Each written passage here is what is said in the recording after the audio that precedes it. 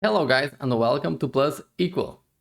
Today I will show you how you can do the setup between Visual Studio and Unity, making it the default external script editor. So first thing, if we have Visual Studio installer and we have your version installed right here, I have Visual Studio Community 2022. You can modify it to see whether it have or it doesn't have the Unity module. So if you put modify, you can see that we have plenty of stuff right here, right? This is the modules that we can install. I can already see that I have game development with C++, for example, included, which is fine. But somewhere here, you will find game development with Unity, right? And this is important to activate. So activate it right here. So let's press modify. Now, yes, it's being installed. By doing this, we are pretty much sure that we have anything related to Unity installed in Visual Studio. So everything is up to date. Great. Let's go to Unity now and let's go to Edit, Preferences.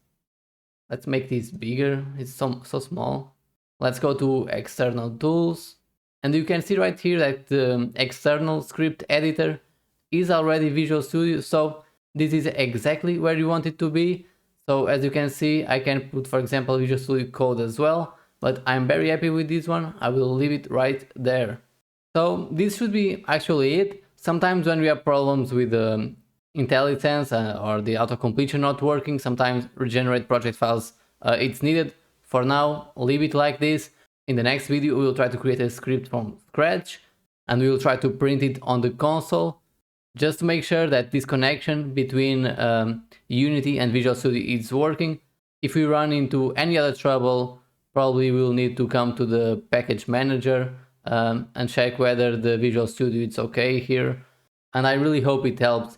If it doesn't, leave a comment asking for help, describe your problem, and the community or myself will try to answer you. So that's really it for now. I will see you guys in the next tutorial. This was a short one, but hopefully it helped you in the future. Thank you for watching. I will see you in the next tutorial. Don't forget to leave a like and subscribe before you exit the video. Thank you so much.